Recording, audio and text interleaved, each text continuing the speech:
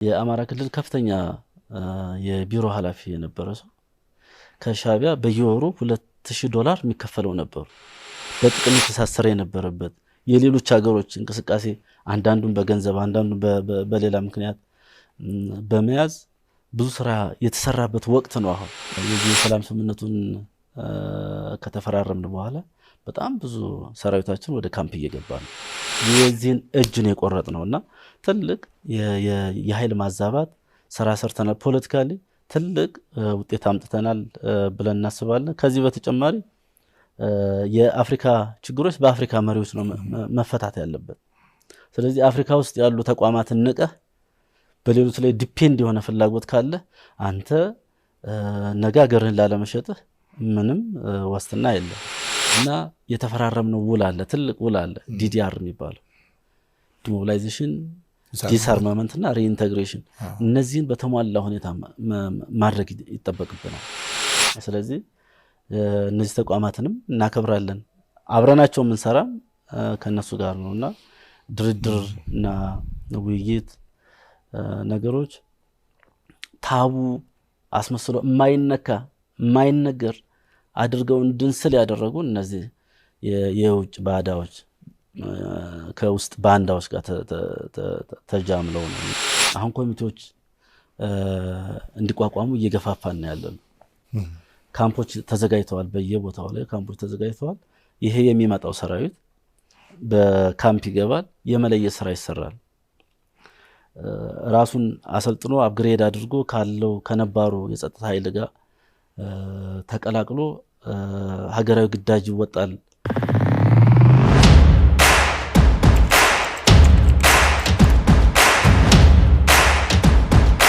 ሰላም እንዴት አላችሁ? ውድ ቤተሰቦቻችን ተመልሰን መተናል። ጥላሁን አክሊሉና አማሃ ደገፋንን ወቅታዊ ፕሮግራማችን ላይ ትገኛላችሁ። የምትከታተሉት ደግሞ ዘኢትዮጵያ ቻናላችንን ነው።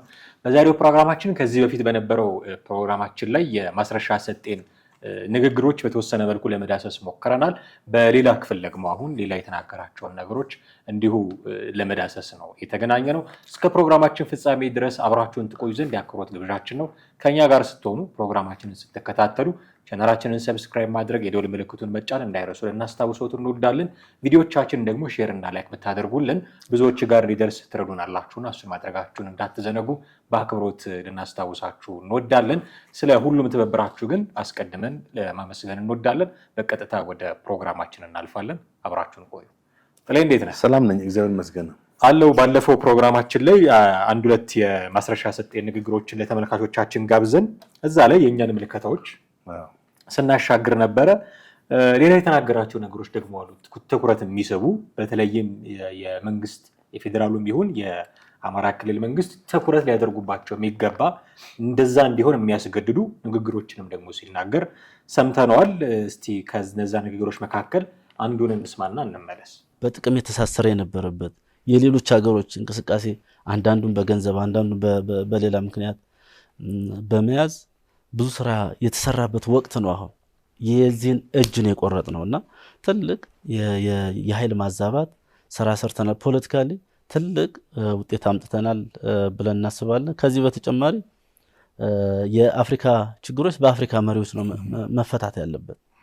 ስለዚህ አፍሪካ ውስጥ ያሉ ተቋማትን ንቀህ በሌሎች ላይ ዲፔንድ የሆነ ፍላጎት ካለ አንተ ነገ ሀገርህን ላለመሸጥህ ምንም ዋስትና የለም።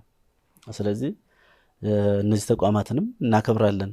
አብረናቸው የምንሰራም ከነሱ ጋር ነውና ድርድር እና ውይይት ነገሮች ታቡ አስመስሎ የማይነገር አድርገው እንድንስል ያደረጉ እነዚህ የውጭ ባዳዎች ከውስጥ ባንዳዎች ጋር ተጃምለው ነውና እሱንም ጭምር ፈንቅለን የወጣ ነው። እኔ አንድ ማስታውሰው የአማራ ክልል ከፍተኛ የቢሮ ኃላፊ የነበረ ሰው ከሻቢያ በየወሩ $2000 የሚከፈለው ነበር። እስከ መቼ ድረስ ማለት ነው? እኔ አሁንም ቀጥሎ ሊሆን ይችላል። እኔ ባህር ዳር በነበርኩበት እና እኔ ይሄ ጦርነት የግጭት ከመከሰቱ በፊት ጀምሮ አሁን ሊያድግ ይችላል ያ ገንዘብ፣ በእርግጠኝነትም አድጓል። $2000 የሚያዘረዝርለት የሚልክለት ልጅ እዚሁ አዲስ አበባ አለ። በዚህ ደረጃ ተከፋዮች አሉ። ከሻቢያ ነው ያ ገንዘብ የሚመጣው። መቼም ሊያግዛህ አይሰጥህም። አሁንም ቢሆን ቢሮ ውስጥ ላሉት ሊከፍሉ ይችላሉ፣ ይከፈላቸዋል። ቢኮዝ አሁን ባየነው በዚህ በሰላም ሂደቱ ላይ በድርድር ሂደቱ ላይ ባጋጠመን ሳቦታጅ ላይ ከፍተኛ ባለስልጣኖች ድርድር እንዲደረግ ችግሩን በስምምነት እንዲጠናቀቅ የማይፈልጉ ግጭቱ እንዲቀጥል የሚፈልጉም አጋጥመውናል። እንግዲህ ይሄም የመንግስት የቤት ስራ ስለሆነ በራሱ መንገድ የሚያጠራው ነው የሚሆን። ለዚህ ደግሞ እኛን እንደምናግዝ በማስረጃም ጭምር እንደምናግዝ መናገር ነው የምፈልገው። እንግዲህ እንደሰማኸው የተናገራቸው ነገሮች አሉ። በእርግጥ የኃይል ሚዛን ለውጠናል፣ የፖለቲካ ለውጥ ፈጥረናል፣ ከአፍሪካ ህብረት ጋር መስራታችን ተገቢ ነው፣ የአፍሪካን ችግሮች አፍሪካዊ መፍትሄ መስጠት እንፈልጋለን አይነት ንግግሮች ተናግሯል። ግን ምናለ መሀል ላይ የአማራ ክልል የቢሮ ኃላፊ ከፍተኛ የቢሮ ኃላፊ ሆኖ ከኤርትራ መንግስት $2000 በየጊዜው የሚከፈለው ባለስልጣን እንደነበረ አጋልጧል ማስረሻ ሰጤ። ይሄን ብቻ ደግሞ አይደለም ያለው፣ ይሄንን $2000 የሚዘረዝርለት ሰው አዲስ አበባ ውስጥ አለው። አሁን ይሄ ለመንግስት የተሰጠ ማስረጃ ነው፣ የራሱን የቤት ስራ እንዲሰራ የሚያስገድድ መሆኑ እንዳለ ሆኖ እስከዛሬ ድረስ መንግስት ድርድር ይፈልጋል፣ ፋኖ ነው ድርድር የማይፈልገው እየተባለ በብዙ ልክ ፋኖ ሲወቀስ እናስታውሳለን። አልፈለገም፣ መወቀስ አለበት በትክክል። የድርድር ፈልገው የመጡትን በምታደንቀው ልክ ድርድር አንፈልግም ብለው የቀሩትን ትወቅሳለህ። መንግስት እጁን ዘርግቷል ለሰላም እየተባለ በብዛት ይነገራል። መሀል ላይ ግን የመንግስት መዋቅር አባላት ሆነው ከፍተኛ የቢሮ ኃላፊ ሆነው ድርድርን የሚያፈናቅሉ ማለት ድርድርን የሚያሰናክሉ መንግስትና ፋኖ አብረው እንዳይሆኑ የሚያሰናክሉ ከሻቢያ በቀጥታ $2000 እየተከፈላቸው የሚሰሩ ሰዎች አሉ እያለ ነው። ይሄ የመንግስትን አሰራር እንድትፈትሽ ያስገድዳል። ምንድነው የሚሰሩት? የመንግስት የነዚህ ሰዎች አለቃዎች የክሮስ ቼክ አይደረግም ወይ? እየሰራ ያለው ሰው አይገመገምም ወይ? በዛ ቢሮ በኩል የሚሰሩ ስራዎች ውጤት ማምጣት ሲያቀታቸው ሲቀር ለምንድነው ብሎ ጀርባውን አይፈትሹም ወይ? ማስረሻ ሰጤ መጥቶ እስኪናገር ድረስ አይታወቅም ነበር እኮ ይሄ ነገር። ከዚህም በኋላ ሌሎችም ባለስልጣናት እንደዚህ ያደረጉ ሊቀጥል ነበረ ማለት ነው። ስለዚህ መፈተሽ አለበት ማለት ነው የመንግስት ስራ። አሁን የፌዴራል መንግስቱም ይሁን የአማራ ክልል መንግስትም ይሁን በመዋቅራቸው ውስጥ በተዋረድ ያሉትን የቢሮ ኃላፊዎች ያሉትን ከፍተኛ ባለስልጣናት በቃ በስነ ስርዓት መፈተሽ አለባቸው፣ ጀርባቸውን ማጥናት አለባቸው። ይሄ ነገር እንዳይሳካ ትልቅ እንቅፋት እየሆኑ ነው እነዚህ ሰዎች። ሲጀመር መጀመሪያ ድርድር እንዳይደረግ ብር እየተቀበሉ ፋኖን ከመንግስት ጋር እየለዩ የራሳቸውን ሴራ ይሰራሉ። አይ ድርድር እንሻለናል ብለው ደግሞ ለመንግስት የገቡ ሰዎች ሲመጡ እነዚህ ሰዎች እንደገና ወደ ጥፋት ደግሞ መንገድ እንዲሄዱ ግፊት የሚያደርጉ አሉ ማለት ነው። ስለዚህ አሁን ለጊዜው ጋብ እናድርግና ፋኖ ድርድር አልፈልግም ብሏል፣ ስለዚህ እሱ መወቀስ አለበት። እሺ ለጊዜ እናቆየውና እሱን የመንግስት ወገን ሆነው እንግዲህ እንደምታውቀው መንግስት ስንል አንድ ሰውዬ ብቻ አይደለም፣ በተዋረድ ያሉ በመዋቅር ውስጥ ያሉ ሰዎች ናቸው። የነሱ ስብስብ ያ ሲስተሙን ራን የሚያደርጉት ሰዎች ስብስብ ነው መንግስት። ስለዚህ የመንግስት መዋቅር ውስጥ ያሉ ሰዎች የመንግስት እጅ ሆነው እንዲሰሩ የምንጠብቃቸው ሰዎች ከኤርትራ መንግስት $2000 እየተቀበሉ ነው እና ለሰላም እንቅፋት እየሆኑ ነው የሚል ጥሬ ሀቅ ነው መጥቶ የነገረን። ማስረሻ ሰጤ ባይነግረን ኖሮ እኮ በቃ አልቀን ነበር ማለት ነው። ሌሎችም ሰዎች አሁን እሱ የአንድ ሰው ነው የሚያውቀው፣ ሌሎችም ሰዎች ይኖራሉ እሱ የማያውቃቸው ማለት ነው። ምናልባት ነገ ከነገ ወዲያ እስክንድር መጥቶ እጅ ቢሰጥ ሌላ ሰው ሊነግረን ይችላል። ዘመነ መጥቶ እጅ ቢሰጥ ሌላ ሰው እሱ ሊነግረን ይችላል ማለት ነው። ስለዚህ አሁን ቆም ብሎ መንግስት ራሱ የክልሉን መንግስት የፌዴራሉን መንግስት ራሳቸውን መፈተሽ መጀመር ያለባቸው ሰዓት ላይ ይመስለኛል። ትክክል። እንግዲህ $2000 በየወሩ የሚላክለት የአማራ ክልል ቢሮ ኃላፊ መኖሩ በጣም አስገራሚ ነው። ለክልሉ ደግሞ አስደንጋጭ ነው መሆን የሚገባው። በዚህ ካልደነገጠ ክልሉ በሌላ ነገር እኔ እንጃ በቃ ይደነግጣል ብዬ አይደለም። ምክንያቱም ከዛው ከአመራሩ ነው እንደዚህ ይሄ ሚስጥር የወጣው ማለት ነው። ይሄ ልጅ አመራሩ ውስጥ እንደዚህ አይነት የሚከፈለው ሰው አለ ማለቱ ከባድ ነገር ነው። አንተ እንዳልከው ሌሎችም አሉ እንደዚህ በተመሳሳይ የሚከፈላቸው የማይታወቅ አልደረሰባቸው። ስለዚህ አጠቃላይ ስትራክቸሩን ማየት ነው ያለበት። መዋቅሩን ማየት ነው አለበት። ከዞን ከዋናው ክልሉ አመራር አንስቶ እስከ ዞን ወረዳ ያሉትን የክልሉን ኃላፊዎች መገምገም አለበት። እያንዳንዱ የክልሉ አመራር ጋር ጥናቶች መካሄድ አለባቸው። ማን ነው ኮኔክሽን ያለው ከፋኖ ጋር ተብሎ የሚጠረጠሩ ሰዎች ላይ ኢንቨስቲጌሽን ያስፈልጋቸዋል፣ የፖሊስ ምርመራ ያስፈልጋቸዋል።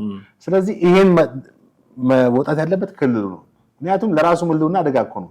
እነዚህ ሰዎች ከፋኖ ጋር ግንኙነት አላቸው ማለት እኮ የክልሉ መንግስትን የሚገለብጡ ሰዎች ናቸው እኮ። ክልሉ መንግስት አሁን በትግራይ ክልል ያለው ሁኔታ ተመልከት እንግዲህ ምን ያህል ያልተረጋጋ እንደሆነ። ቢያንስ በአማራ ክልል እኮ ውስጥ እንደዛ ሽኩቻ የለም አይደል እንዴ? ሰላም አማራ ክልል ሊወቀስ የሚችልበት የተለያየ ነገር ሊኖር ይችላል እንጂ በአመራሩ መካከል ወይም በተለያዩ አደረጃጀቶች ውስጥ ያለ የስትራክቸር ችግር አለው ተብሎ አይታሰብም። አሁን እኮ የውስጥ አርበኞች እንዳሉ ነው እኮ። የውስጥ አርበኞች ከባንዳዎች ጋር ማለት ከውጭ ባዕዳኖች ጋር በመመሳጠር ይህን ትግል የሚያስቀጥሉ ወይም ወደ ድርድር እንዲመጣ የማይፈልጉ ኃይሎች አሉ ማለት ነው። ስለዚህ ክልሉ ይሄ ፍንጭ አግኝቶ ዝም ካለ በጣም ያሳፍራል፣ ያስገርማል። አሁንም ተኝቷል ማለት ነው። እንግዲህ እስኪ ቀንቁት ወይም እስኪ ክልሉ እስኪ እንትን እስኪል መጠበቅ የለበትም። እነዚህ ሰዎች እነማን ናቸው? የቢሮ ኃላፊ ብሏል፣ ግልጽ ነው። በቃ ማንነት ስም ባይጠቅስም በውስጥ መስመር ማለት በግል ላይ ያናግሩት ይችላሉ፣ ስም ሊሰጣቸው። ስለዚህ አሁን ይሄ የወዳጅነት የግንኙነት ጉዳይ አይደለም፣ የመታወቅ ጉዳይ አይደለም፣ በአንድ ቦታ ላይ በአንድ ተቋም ውስጥ የመስራት ጉዳይ አይደለም። የህልውናቸው ጉዳይ ነው፣ ፖለቲካ ነው። ስለዚህ በደርግ ጊዜ ጀምሮ የነበረው ሁኔታ አለ ታውቃለህ። አንዳንዴ አንድ ያፈነገጠን ኃይል ያው ደርግ ምንድነው የሚያደርገው? ይገድል ነበር። ምሳሌ መንግስቱ አጥናፉ አባተን ተፈሪ ባንተን አስወግዶ ነው ወደ ስልጣን የመጣው። ወደዛ መንገድ ከመሄድ ሳይሆን እንደዚህ አይነት ነገሮችን ካሉ በኖርማሊ ያንን አካል አንተኑ ለይቶ ማውጣት፣ ማን ነው ይሄ ግለሰብ እነማን ናቸው ብሎ በደንብ ለይቶ ማውጣት ያስፈልጋል። የሚገርም በመንግስት መዋቅር ውስጥ በክልልም ሆነ በፌዴራል መንግስት ውስጥ ተቀናቃኝ ኃይሎች መኖራቸው ምንም ጥርጥር የለው። የውስጥ አርበኞች መኖራቸው ምንም ጥርጥር የለው። በኦሮሚያም በአማራም በኦሮሚያም በተለያዩ ክልሎች ውስጥ በስልጣን ላይ ያሉ ባለስልጣን ነው ትለዋለህ፣ ግን አንደኛ በሙስና የተዘፈቀ ሊሆን ይችላል። ሁለተኛ ለመንግስት ጠላት የሆኑ ኃይሎችን ሁሉ ሊደግፍ የሚችልበት ሁኔታ ሞልቷል። እዚህ መጽሐፍ ላይ ሪፎርሙና ጠቅላይ ሚኒስትሩ የሚለውን የመጽሐፍ ኢብሳ ነገው የኦነግ ከፍተኛ አመራር ናቸው፣ የህዝብ ግንኙነት አመራር የነበሩ ናቸው እና አማካሪ ናቸው። በአሁኑ እዚህም ቢሮ ጋብዘናቸው ከአንድ ሁለት ጊዜ ኢንተርቪው አድርገናቸው እንደነበር ታስታውሳለህ። እና በመንግስት አደረጃጀት ውስጥ ያሉ ኃይሎች ይላሉ የሚል ገጽ ምዕራፍ 11 ላይ የሪፎርሙ እንቅፋቶች በሚል ነው የጻፏቸው። እኛ እንግዲህ አሁን የሪፎርሙ ደጋፊዎችም ነቃፊዎችም ሆነን ሳይሆን በዚህ መጽሐፍ ያለውን የእሳቸውን ምልከታ ነው የምንጠቅሰው። የመንግስት አደረጃጀት ውስጥ ያሉ ኃይሎች፣ በመንግስት አደረጃጀት ውስጥ ተቀምጠው ከለውጡ በተቃራኒ የሚሰሩ ኃይሎች፣ ለውጡ በተጨባጭ ወደ መሬት እንዳይወርድ እየሰሩ የነበሩ ኃይሎች ናቸው። ህዝብ ማግኘት ካለበት አገልግሎት በመጀመር በመንግስት ውስጥ ሆኖ የተለያዩ ሴራዎችን በመስራት የመጣውን ለውጥ ወደ መሬት እንዳይወርድና ለውጡን የሚያደናቅፉ ስራ ሲሰሩ ቆይተዋል። እነዚህ ኃይሎች በመንግስት መዋቅር ውስጥ በተለያየ ቦታዎች እንዳሉ ነው። ዛት ሚንስ እንግዲህ በጠቅላይ ሚኒስትሩም ዙሪያ ያሉ ሰዎች ሊሆኑ ይችላሉ። ገብቷል። ስለዚህ በአማራ ክልል ወደ አማራ ክልል ደግሞ ስንመጣ በክልሉ በዋና አመራር ውስጥ ያሉ በክልሉ ርዕሰ መስተዳድር ዙሪያ ያሉ ሰዎች ተመሳሳይ ነገር ሊያደርጉ ይችላሉ። ለምን? አንደኛ አጠቃላይ የፌዴራል መንግስትን የሚቃወሙ ናቸው። መቃወማቸው የራሳቸው ፍላጎት ነው።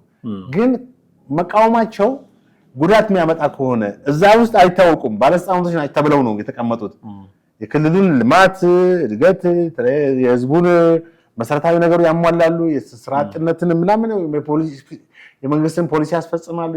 የመንግስት ለክልሉ የሚሰጠውን በጀት ወደ ተለያዩ ልማት አክታሮች ሴክተሮች በመስጠት ምናምን በኃላፊነት ያስፈጽማሉ የተባሉ በተለያየ የመንግስት መዋቅር ውስጥ ያሉ አመራሮች እንግዲህ እነዚህ ሰዎች ፋኖ ላይ ግንኙነት አላቸው ከተባለ ከባድ እኮ ነው። ለክልሉ ከባድ ነው። በጣም አደገኛ ነገር ነው። አንደኛው ወጥተው እነዚህ ሰዎች ትግል ውስጥ አይደሉም ያሉት፣ ጠላት አይደሉም ወይም የጠላት ውስጥ ናቸው አትላቸውም። የት ነው ያሉት? የመንግስት መዋቅር ውስጥ ነው ያላቸው። ጭራሽ ደግሞ ተከፋይ ናቸው ይላል። $2000 ስትመነዝረው ስንት ነው? ወደ 30 ምናምን ሺህ 300 ምናምን ሺህ ብር ብሎ አስልቶልናል ቅድም ካሜራማናችን በየወሩ ማለት ነው። ታዲያ የሰውዬ ጦርነቱ እንዲቀጥል ቢፈልግ ምን ይገርማል። በእርግጥ አገር በገንዘብ የምትለካ አይደለችም። ይሄ ራስ ወዳድነትና የባንዳ ስሜት ካልተጠናወተው በስተቀር አንድ ሰው 300 ሺህ አይደለም 3 ሚሊዮንም የተከፈለው ሀገር የሚያፈርስ ከሆነ ከባድ ሰው ነው። በጣም አደገኛ፣ ለሀገሪቷም ምንም የማይጠቅም በቃ ምን የምትለው ዜጋ ነው። ገባ እና የጨካኝም ነው። በየትኛውም ኢትዮጵያዊ ህይወት ላይ የፈረደ ሰው ነው። እንግዲህ አስብ፣ ጥያቄው ትክክል ነው እንበል፣ የአማራ ህዝብ ጥያቄ አሁን በጥያቄው ላይ አይደለም፣ በጥያቄው ሂደትና ጥያቄው መልስ በሚፈልጉበት ሂደት ላይ ነው እንጂ የአማራ ህዝብ ጥያቄ ኖርማል ነው። ማንኛውም ሰው ሊያነሳው የሚችለው ጥያቄ ነው። ግን ያንን በመሳሪያ ኃይል ለማስፈጸም በምትነሳበት ሰዓት የሚወድመው ነገር የሚወድመው የሰው ህይወት አለ፣ የሚወድም ሀብት አለ። እንደገና ደግሞ ያኛው የተነሳበት ዓላማስ ግብ ላይ ይደርሳል ወይ የሚለው ደግሞ ራሱን የቻለ ትልቅ ጥያቄ የሚያጭር ነው። ምክንያቱም በአብዛኛው 90% የምትለው በነፍጥ አንግበው የተነሱ ኃይሎች ፖለቲካሊ አቺቭ አያደርጉም። በቃ ዲስኢንቴግሬት ያደርጋሉ። በተለያየ መንገድ ኮላፕስ ይሆናል እንትናቸው ትግላቸው። በዓለም ታሪክ ጥቂቶች በእርግጥ ነፃነት አግኝተዋል። ጥቂት የተወሰኑ በፐርሰንት ብትወስዱ 10% ወይ 50% ሊሆን የሚችለው።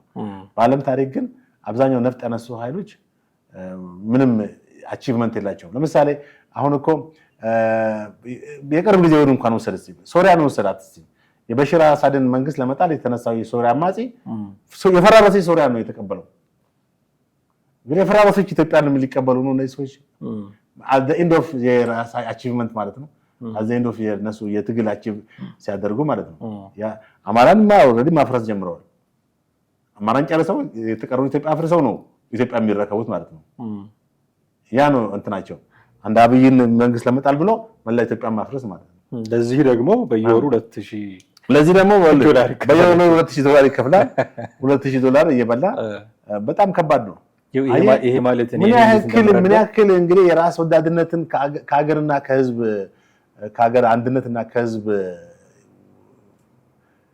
ህዝበኝነት ህዝባዊ የህዝብ ፍቅር ይልቅ የራስ ወዳድነት ስሜቶች ምን ያህል እንደገነኑ ትመለከታለህ። ዲያስፖራው የራሱን የፖለቲካ ዓላማ ለማስፈጸም ዲያስፖራ ስንል ያው የተወሰኑ ዲያስፖራ አካል ማለት ሳይሆን ሁሉንም እንቅስቃሴዎች ውስጥ አንዳንዴ በገፍ የሚፈረጅባቸው ሁኔታዎች አሉ። ትግራይ ስትል ትግራይን ህዝብ ሳይሆን ወያኔን ነው ያው መራሩ ነው።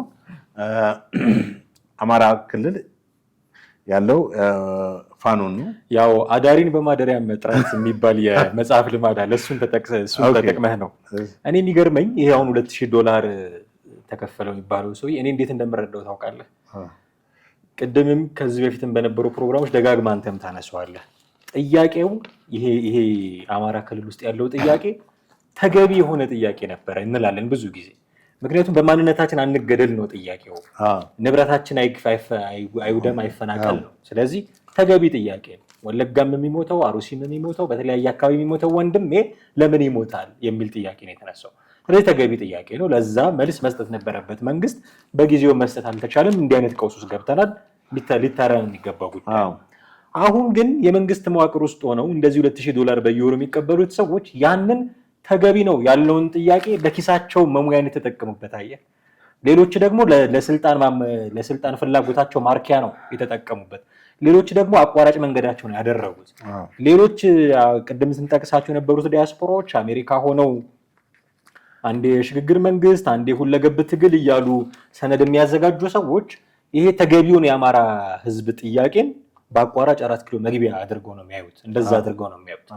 አገር ውስጥ ሆነው ነፍጥ ያነገቡ ሰዎች ደግሞ ለዘርፈውም ይሁን አግተውም ይሁን የሆነ እህል አቃጥለውም ይሁን የተወሰነ ጊዜ የቁስ ፍላጎታቸውን ለማርካት ነው የሚጠቀሙበት። አሁን ደግሞ በየወሩ $2000 የሚቀበለውን ሰው እየሰታየው ደግሞ ይህንን ጥያቄ ለኪሱ ለመሙላት የሚጠቀሙበት ማለት ነው። በጣም ከባድ ትሪዝን ወይም የሀገር ክደት የሚባለው ነው። ይህ ሰውዬ ምልህ አንደኛውን ተቃውሞ ነፍጥ አንግቦ ቢወጣ በቃ ኦኬ ትላለህ፣ አንድ ፊቱን ዓላማ አለው ትላለህ።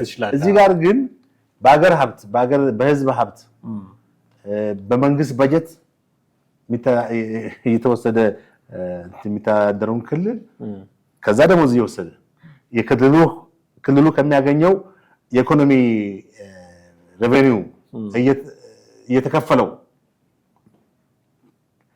እንደገና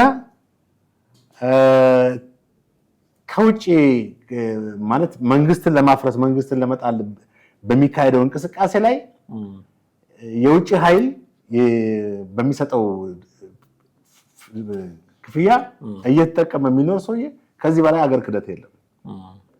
የአማራ ክልል ሳይውል ሳያድር ይህን ሰውዬ መርምሮ ኢንቨስቲጌት አድርገው በፖሊስ ምርመራ በደህንነቶች መርምሮ ለፍርድ ካላቀረበው በጣም አሁንም ክልሉ በጣም በብዙ ጥያቄ ውስጥ ነው የሚገባው።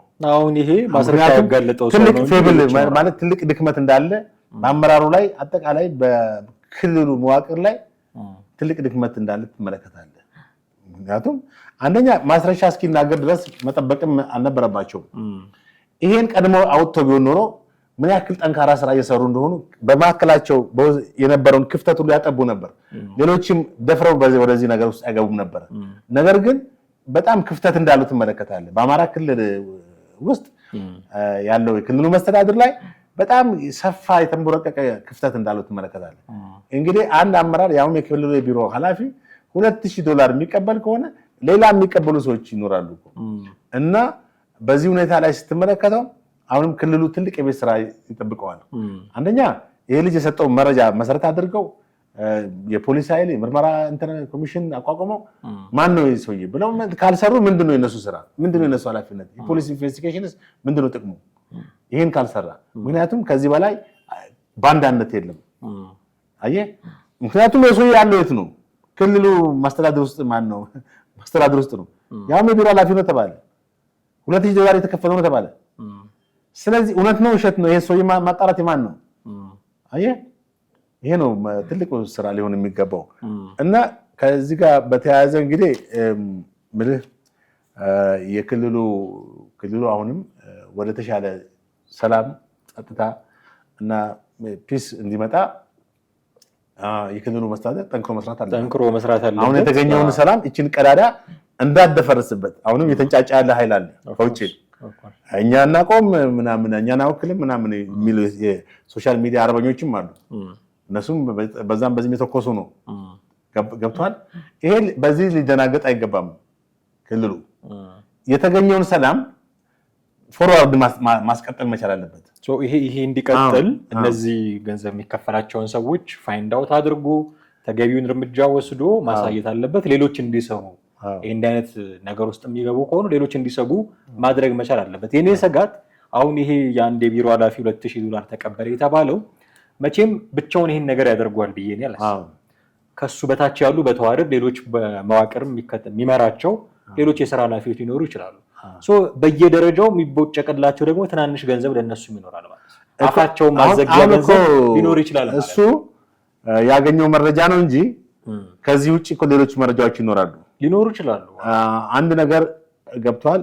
የሆነ ፍንጭ ያገኘ ማለት በዛ ጀርባ ብዙ ነገሮች እንዳሉ እሷን ገመድ ስትተረትር ጫፍ ላይ የምትደርሰው ሌላ ትልቅ ነገር ይሄም ጉዳለ ወይ የሚባል ነገር ያስብልም ደግሞ ሊኖር ይችላል። እናንተናም አሉበት ወይ ሊባል ይችላል። በጣም አሳሳቢ ጉዳይ። አየህ፣ ራሱን ማጥላት አለበት ክልሉ። ቢያንስ ንጹህ አመራሮች ከዚህ ጋር ንክኪ የሌላቸው ሰዎች መታወቅ አለባቸው።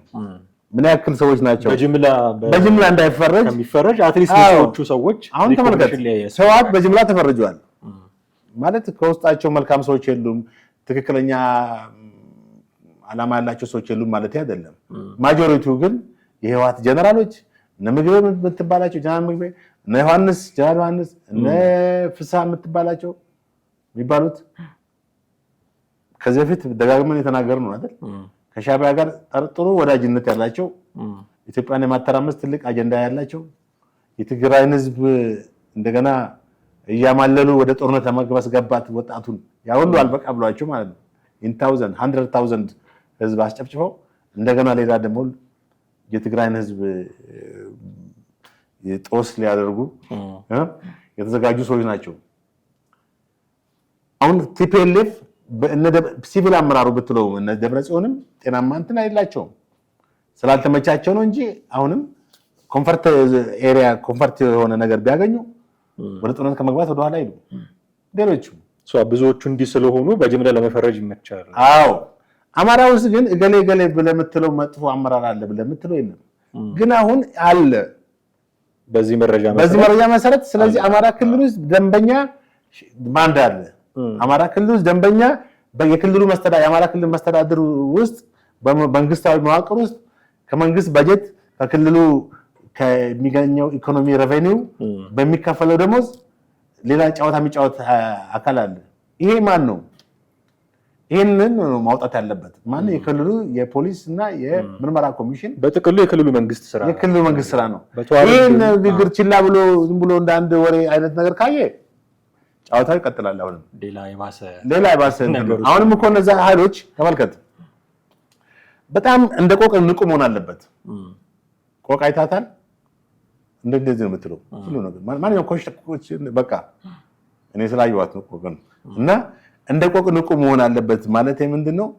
በቃ ይሄንን መረጃ ይዞ ጀስት ኢንቨስቲጌት ማድረግ አለበት። አሁን የዚህ ልጅ መደራደርና እንትን ማለት ያስቆጫቸው ኃይሎች አሉ።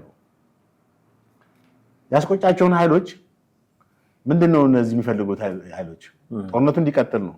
በተዘዋዋሪ የነዛ የሻዕቢያ እናንተን ማስፈጸም ማለት ነው። እንትኖች አልቆሙም። ያንን ነው ከት ማድረግ ያለበት። ከፍቷል። ቅድም ተጠቀስ ነው የባንዳነትና ባንዳይዝም እንደ ፓትሪዮቲዝም አለ።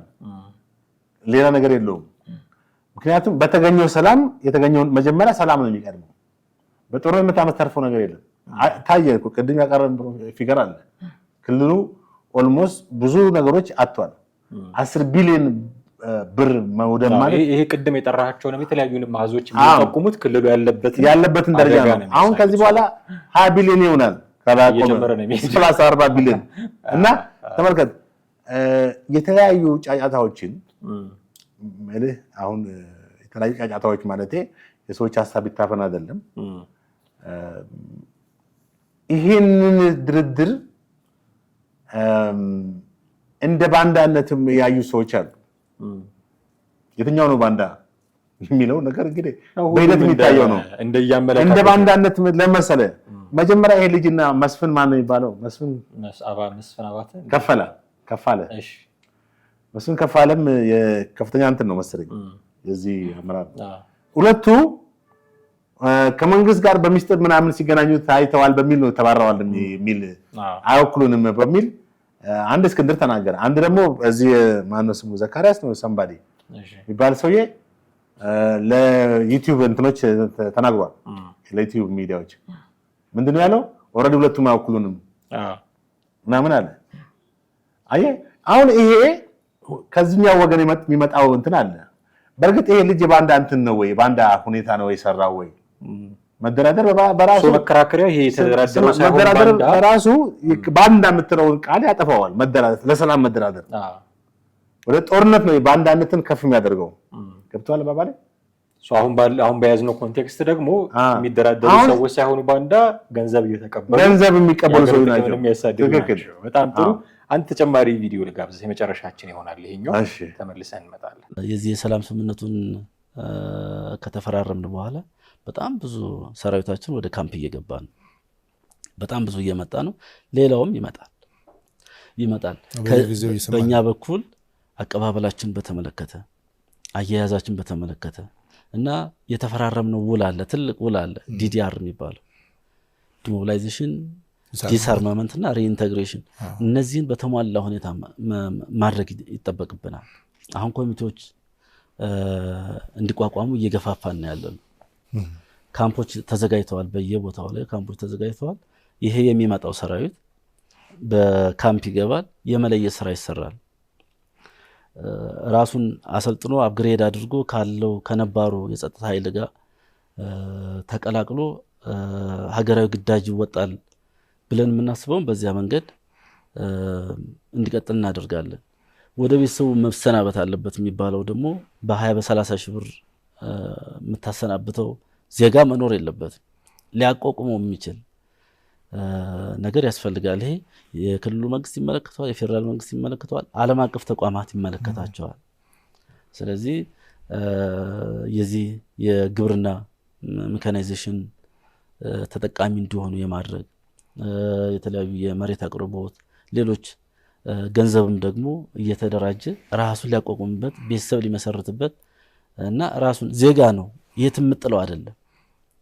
በዚያ መንገድ ስራዎችን እየሰራን ያለ ነው ማለት ነው። አሁን መውጫ የሚሆኑ ሀሳቦችን ለማንሳት ነው ጥሌ የተናገራቸው ነገሮች አሉ። እዚህ ላይ ትልቅ ስምምነት ተስማምተናል። ዲስአርማመንት፣ ዲሞቢላይዜሽን፣ ዲስአርማመንት እና ሪኢንተግሬሽን ዲዲአር የሚባለው ነገር ትልቅ ስምምነት ፈጽመናል እና ከዚህ በኋላ ከስምምነቱ በኋላ እየገቡ ያሉ አሉ።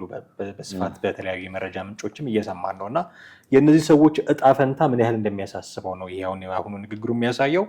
የተወሰኑቱ ተቀላቅለው የጸጥታ አካሉን ተቀላቅለው ሀገራዊ ግዳጅ ይወጣሉ ብሏል። ሌሎቹ ደግሞ ወደየቤታቸው ሊመለሱ ይችላሉ። እነዚህ ወደየቤታቸው የሚመለሱት በ20 እና በ30 ሺህ ብር ብቻ ልትመልሳቸው የምትችላቸው አይደሉም እና እንደውም ቃል በቃል ያለው የመሬት አቅርቦት ሊኖራቸው ያስፈልጋል። ቤተሰብ የሚመሰርቱበት ደህና ገንዘብ ያስፈልጋል። ይሄ ደግሞ በእኛ አቅም የሚሆን አይደለም። ፌዴራል መንግስትም የክልሉ መንግስትም ዓለም አቀፍ ተቋማትም የሚመለከታቸው ጉዳይ ነው የሚሆነው ብሎ ከዚህ በኋላ አሁን ከሰላም ስምምነቱ በኋላ የሚመጡ ለመንግስት እጃቸውን የሚሰጡ የሚገቡ መሳሪያ የሚያስረክቡ ሰዎች እጣ ፈንታቸው ምንድን ነው መሆን ያለበት የሚለው ላይ እየሰሩ እንዳለ ነው የሚናገረው እና በጥቂት ገንዘብ እንደው በ20 እና በ30 ሺህ ብር ብቻ የሚሆን አይደለም። ሀገራዊ ግዳጅ የሚወጣ አለ። የመንግስት መዋቅር ውስጥ ገብቶ ደሞዝ እየተከፈለው ወደ ቤቱ የሚሄደው ግን ቤተሰብ የሚመሰርትበት ራሱን የሚያስተዳድርበት እንደው የሆነች መቋቋሚያ ነገርም ታስፈልገዋለች የሚል እንቅስቃሴ ውስጥ እንዳሉ ነው የገለጸው ማስረሻ። ትክክል። እንግዲህ ይሄ ነገር መጀመሪያ መንግስት የዛኔ ልዩ ኃይሉ ወደ ተለያየ ክልል ልዩ ኃይሎች ወደ ፌዴራል መንግስት ወደ መከላከያውና ወደ ክልል ፖሊስ እንዲገቡ ሲደረግ ነው። ያ ነው መጀመሪያም እንግዲህ የመንግስት ሀሳብ ይሄ ነበረ። ከዛ በኋላ ለዚህ ለፋኖ መነሳትም እንቅስቃሴው መፈጠርም ይሄ ነው። አሁን በዚህ እንትን ውስጥ የፋኖ ኃይሎች ፈቃደኛ የሆኑት ወደ መንግስት ማለትም ሊገቡ የሚችሉበት ሁኔታን የራሱ አካሄድ አለው። እንደገና ደግሞ ነው ወደ ሲቪል እንትን ውስጥ ነው የራሴን ስራ ነው መስራት ወይም ቤተሰብ ማስተዳደር ነው የምፈልገው በሚል ከዛ ከእንትን ውስጥ ወጥተው ለሚሄዱ ደግሞ የራሳቸው መቋቋሚያ ሊሰጣቸው ይገባል። 20 ሺህ የሚለው በጣም ትንሽ ገንዘብ ነው። በአሁኑ ሰዓት 20 ሺህ ምን ይሰራበታል? ምንም አይሰራበትም። መቋቋሚያም ሊሆን አይችልም። እና ያ ነገር መስተካከል እና የተሻለ እንትን ሊሰጣቸው እንደሚችል ተስፋ አድርጋለሁ። ይሄ የክልሉ መንግስት የሚወስነው ነገር ነው። ሁለተኛ ደረጃ ደግሞ መሬትና የተለያዩ ጥቅማ ጥቅሞችን ሊያገኙ የሚገባበት ሁኔታ አለ። ዋናው ነገር ግን እዚህ ጋር ዲዲአር ዲሞቢላይዜሽን ኤንድ ዲስአርምመንት ሪኢንቴግሬሽን ማለት ትጥቅ ማስፈታት መበተን እና ወደ ሰላማዊ ህይወታቸው የሚመለሱበትን መንገድ መፍጠር ነው። ይሄ እንግዲህ ከአማራ ክልላዊ መንግስት ጋር የተካሄደ ስምምነት አንዱ አካል ነው። በዚህ ነገር ላይ ተግባራዊ ማለት ተፈጻሚነቱን በሂደት በሁለቱም አካላቶች ማለት የሚፈጸምበት ሁኔታ ነው። በመሰረቱ እንግዲህ ምሳሌ እንጥቀስና የህወሓትን ዲዲአር እዛም አለ እንዳልተ ማለት ዲዲአር ስሙ ነው ያለው። የፕሪቶሪያው ስምምነት አንዱ ዲዲአር ነው ማለት ምንድነው? የትግራይ ታጣቂዎች ጦር መሳሪያ ፈተው ወደ ሰላማዊ ህይወት እንዲገቡ የሚያደርግ ነው። ህወሓት ግን ለይስሙላ ለሳምፕል ያነጋ አደረገ እንጂ አሁን ታጣቂዎች እንዳሉት ነው። መሳሪያዎቹንም ያን ያክል ያስረከበ አይመስለኝም። አሁን ከባድ መሳሪያዎች በእጁ ናቸው። የሚፈልጋቸው እንትኖች አሉ በእጁ። ስለዚህ ይሄ ነገር አሁንም እዚህ ጋር እንዳይመጣ ማለት ነው። ምን ያክል ሰራዊት ነው ወደዚህ ዲዲአር ሲስተም ውስጥ የሚገባው የሚለው ነገር መነሳት አለበት። ምክንያቱም ቅድም ያልነሳነው ነገር አለ። ምንድን ያነሳ ነው ከነጭራሹ የዚህን ድርድር የማይቀበሉ ሞልተዋል። ገብተዋል። ይሄን ነው ክልሉም ሊጫወት የሚችለው ሚና ይሄን ነው። ምን አይነት ሚና ሊጫወት ይችላል?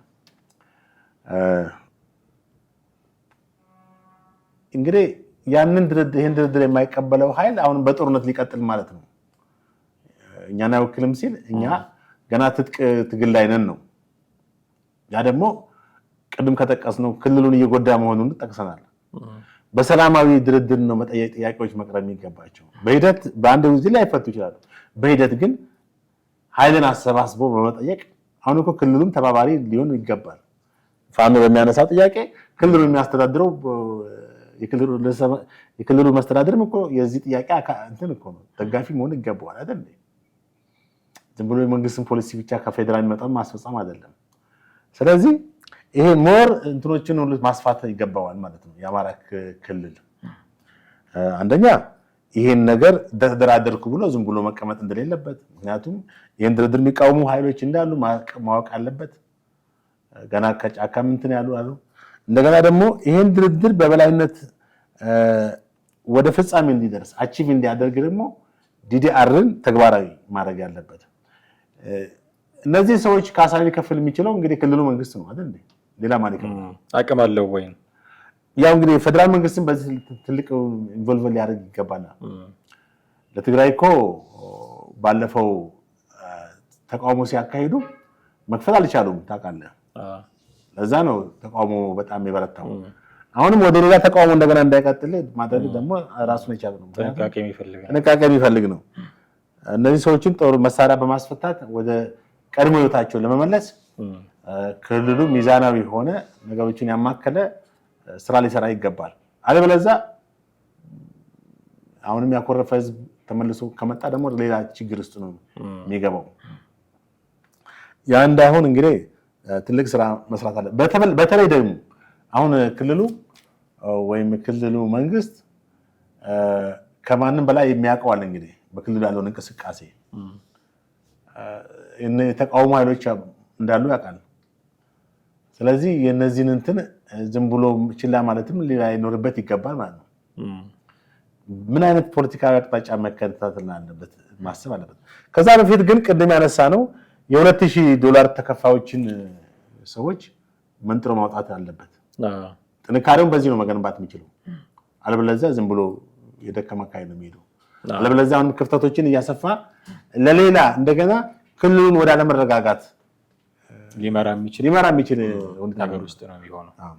በጣም አድርጌ አመሰግናለሁ ጥሌ። ጥሩ ቆይታ ነበረን ብዬ ተስፋ አድርጋለሁ። ውድ ቤተሰቦቻችን እናንተም ከኛ ጋር ነበራችሁ ቆይታ እጅግ አድርገን ነው የምናመሰግናችሁ። እናንተስ ምን አስተያየት አላችሁ? በዚህ ላይ በስልክ መስመራችን በመደወል የሀሳብ መስጫ ሳጥን ላይ በመጻፍ ልታደርሱን ትችላላችሁ። ለሚቀጥሉት ፕሮግራሞቻችን ግብአት ይሆነናል። እሱን ማድረጋችሁን አትዘንጉ። ከኛ ጋር የነበራችሁ ቆይታ ግን እጅግ አድርገን ነው የምናመሰግናችሁ። በሌላ ጊዜ በሌላ ርዕሰ ጉዳይ እንዲሁ እንጠብቃችኋለን። ጤና ይስጥልን።